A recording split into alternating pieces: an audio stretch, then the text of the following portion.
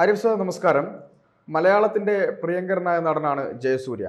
കുംഭമേളയിൽ ഒരുപാട് ആളുകൾ പങ്കെടുക്കുന്നുണ്ട്. അതുപോലെ തന്നെ ജയസൂര്യയും കുംഭമേളയിൽ പങ്കെടുത്തിരുന്നു. കുടുംബത്തോടൊപ്പമാണ് അദ്ദേഹം കുംഭമേളയ്ക്ക് പങ്കെടുത്തത്. പക്ഷേ കുംഭമേളയിൽ പങ്കെടുത്ത ഫോട്ടോ സോഷ്യൽ മീഡിയയിൽ പങ്കുവെച്ചത് മുതൽ വലിയ തരത്തിലുള്ള സൈബർ ആക്രമണമാണ് അദ്ദേഹവും കുടുംബവും നേരിട്ടുകൊണ്ടിരിക്കുന്നത്. യഥാർത്ഥത്തിൽ വിശ്വാസമുള്ള ആളുകൾ അവരുടെ വിശ്വാസം പ്രകടിപ്പിക്കുന്നതിന് എന്താണ് ഇവിടെ ഒരു വിലക്ക് എന്നതൊരു ചോദ്യമാണ്.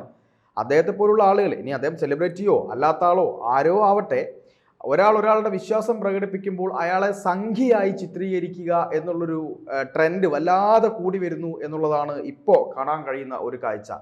പക്ഷേ ഇതിൻ്റെ ഭാഗമായി UPയിലെ മലയാളി അസോസിയേഷൻ അവിടുത്തെ പോലീസിൽ പരാതി നൽകിയിട്ടുണ്ട്. അതുമായി ബന്ധപ്പെട്ട് നടപടികൾ സ്വീകരിക്കപ്പെടും എന്ന് തന്നെയാണ് ഇപ്പോൾ പുറത്തു വരുന്ന വാർത്തകൾ. ഇതോടൊപ്പം ഒരു കാര്യം കൂടി അങ്ങയുടെ ശ്രദ്ധയിൽപ്പെടുത്തുകയാണ്. കുംഭമേളയിൽ നടന്ന ആക്രമണവുമായി ബന്ധപ്പെട്ട് മലയാളികളായിട്ടുള്ള ചില ആളുകളുടെ ചില പങ്കോ അല്ലെങ്കിൽ അതുമായി ബന്ധപ്പെട്ട കാര്യങ്ങളൊക്കെ UP പോലീസ് സംശയിക്കുന്നുണ്ട്.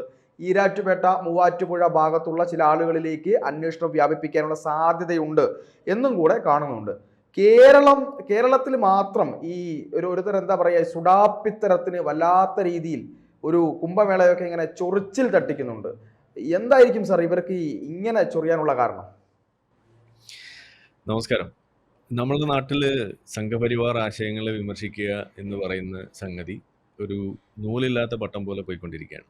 അതാണ് ഇവിടെ നടന്നുകൊണ്ടിരിക്കുന്നത്.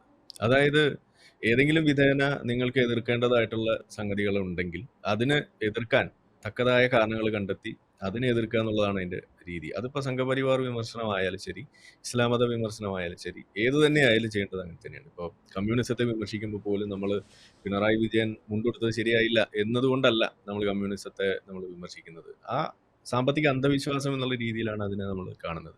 ഇസ്ലാമിനെ വിമർശിക്കുമ്പോൾ അവിടെ നമ്മുടെ പ്രശ്നം അതൊരു ഭീകരവാദത്തിന് വഴിവെക്കുന്ന ഒരു സംഗതിയാണ്. ഒരു നാഷണൽ സെക്യൂരിറ്റിക്ക് പോലും അപകടമാകുന്നു, ആഗോളതലത്തിൽ തന്നെ ഏറ്റവും കൂടുതൽ തീവ്രവാദത്തിന് കാരണമാകുന്ന ഒരു മതമാണ് എന്നതുകൊണ്ടാണ് നമ്മൾ അതിനെ വിമർശിക്കുന്നത്. അതേപോലെ ഇപ്പോൾ സംഘപരിവാർ വിമർശനത്തിലേക്ക് വരുമ്പോൾ നിങ്ങൾക്ക് മുന്നോട്ട് വെക്കാൻ കാരണങ്ങൾ വേണം. ആ കാരണങ്ങൾ കിട്ടാതെ വരുമ്പോൾ അല്ലെങ്കിൽ ആ കാരണങ്ങൾ നിങ്ങൾ മുന്നോട്ട് വെക്കുന്നതിന് ആ തരത്തിലുള്ള റീസണിങ്, അതിനുള്ള തുടർന്നുള്ള കാരണങ്ങൾ നിങ്ങൾക്ക് പറഞ്ഞുകൊണ്ട് അതിനെ നിലനിർത്താൻ പറ്റാതെ വരുമ്പോഴാണ് ഇതുപോലെ ഒരു ചന്ദനം കുറി ഇടുന്ന ഒരു ഹിന്ദുവിനെ കാണുമ്പോൾ, അല്ലെങ്കിൽ കയ്യിൽ ഒരു ചരട് കെട്ടുന്നത് കാണുമ്പോൾ, അതല്ലെങ്കിൽ ഒരു കാവി മുണ്ട് ഉടുത്തത് കാണുമ്പോൾ അതൊക്കെ ഈ പറയുന്ന സംഘപരിവാർ വിമർശനത്തിലേക്ക് കൂട്ടിക്കെട്ടി കൊണ്ടുപോകുന്ന ഒരവസ്ഥ ഉണ്ടാകുന്നത്. ഇത് ശരിക്കും പറഞ്ഞാൽ കേരളത്തെ സംബന്ധിച്ച് പറയുകയാണെന്നുണ്ടെങ്കിൽ ഇവിടുത്തെ സംഘപരിവാർ കൂട്ടങ്ങൾക്ക് അതല്ലെങ്കിൽ BJPക്ക് തന്നെയും ഒരു ഫ്രീ ആയിട്ടുള്ള മാർക്കറ്റിംഗ് പരിപാടിയാണ് ഇവിടെ സംഭവിക്കുന്നത്. എന്ന് വെച്ചാൽ അവർക്ക് അവരുടെ ആ രാഷ്ട്രീയമായാലും ശരി, അവരുടെ ആശയങ്ങളായാലും ശരി, 5 പൈസയുടെ ചെലവില്ലാതെ അവർക്ക് ഒരു ഫ്രീ ആയിട്ടുള്ള ഒരു പ്രചരണമാണ് ലഭിച്ചുകൊണ്ടിരിക്കുന്നത്. അത് അവരിലേക്ക് കൂടുതൽ ആളുകൾ എത്തിക്കാനും, അതല്ലെങ്കിൽ ഇങ്ങനെയാണോ ഈ സംഗതികൾ, അങ്ങനെയാണെങ്കിൽ ഞാനും ഒരു സംഖ്യയാണ് എന്ന് പറയാനുള്ള ടെൻഡൻസി കൂട്ടുകയാണ് ചെയ്യുക. അതാണ് ഇതിലേക്ക് കൊണ്ടെത്തിക്കുക. അല്ലാതെ ഇതിൽ നിന്ന് ആരെയും പുറത്തേക്ക് കൊണ്ടുപോകാനല്ല ഇത് ഇവിടെ സംഭവിക്കുക. അതിനൊരു ഉദാഹരണം ഇപ്പോൾ ജയസൂര്യയാണ് ഇപ്പോൾ വന്നിരിക്കുന്നതെന്നുണ്ടെങ്കിൽ കുറച്ച് നാൾ മുന്നേ അനുശ്രീ എന്ന് പറഞ്ഞ ഒരു നടിയെക്കുറിച്ച് നമ്മളിവിടെ ചില കാര്യങ്ങൾ പറഞ്ഞിരുന്നു. അവരൊരു പരിപാടിയിൽ പങ്കെടുത്തു. ഒരു എന്താണ് ഒരു ഒരു അമ്പ ഒരു എന്താണ് ദേശീയ അമ്പ അങ്ങനെ എന്തോ ഒരു വേഷം അവർ അഭിനയിച്ചു. ഭാരതാംബ. അതെ. അപ്പൊ അതിന്റെ പേരിൽ അവരെ ഉടനെ സംഖ്യയാക്കുന്നു. അപ്പൊ ആദ്യമൊക്കെ അവർ വലിയ തോതിൽ വിഷമായി അതിനെ ഡിഫെൻഡ് ചെയ്തൊക്കെ നിന്നു. ഞാൻ അതല്ല ഉദ്ദേശിച്ചത്, ഇതല്ല ഉദ്ദേശിച്ചതെന്നൊക്കെ പറഞ്ഞു. പിന്നെ അവരെന്താ ചെയ്യുന്നത് കണ്ടത്? അങ്ങനെയാണെങ്കിൽ ഞാനും ഒരു സംഖ്യയാണ് എന്ന് അവർ പറയുന്ന അവസ്ഥയിലേക്ക് വരികയാണ് നമ്മൾ കണ്ടത്. ഞാനും ഒരു പ്രൗഡ് ഹിന്ദു ആണ് എന്ന് പറയുന്ന അവസ്ഥയിലേക്ക് വരികയാണ് ഉണ്ടായത്. അപ്പോൾ ഇവിടെ സമൂഹത്തിൽ മതപരമായ ചിന്ത അത് അവരുടെ വ്യക്തിപരമായ രീതിയിലേക്ക് ചുരുക്കിക്കൊണ്ട് മുന്നേറിയിരുന്ന ഒരു സമൂഹമായിരുന്നു ഇന്ത്യൻ സമൂഹം എന്ന് പറയുന്നത്. അതില് അങ്ങനെ പോയാൽ പോരാ.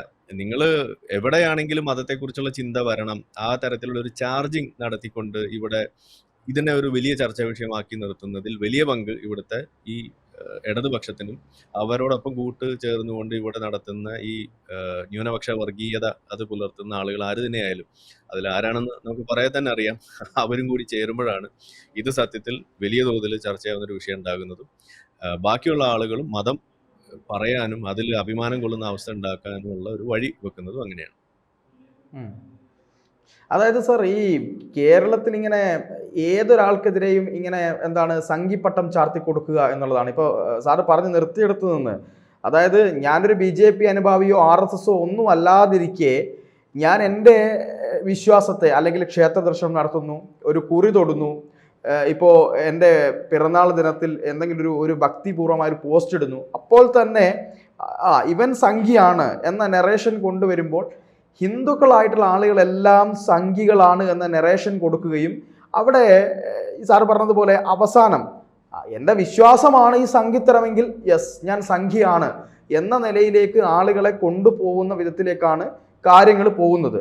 പക്ഷേ അതിനിടയിൽ പോലും ഈ പറയുന്ന സംഘി വിമർശനത്തിൻ്റെ പേരിൽ ഒരു മതവിമർശനം തന്നെ, അതായത് മതവിമർശനം എന്ന് ഞാൻ പറയുന്നത് മതവിമർശനം പാടില്ല എന്നുള്ളതല്ല, പക്ഷേ സംഘിത്തരം എന്ന് പറഞ്ഞുകൊണ്ട് ഈ ഹിന്ദുവിൻ്റെ വിശ്വാസങ്ങളെ ദൈവങ്ങളെയൊക്കെ പച്ചയ്ക്ക് തെറി പറയുന്ന രീതിയിലേക്ക് ഇവിടുത്തെ ഒരു സോഷ്യൽ മീഡിയ രംഗം മാറിയിട്ടുണ്ട് എന്നുള്ളതും ഒരു സത്യമല്ലേ?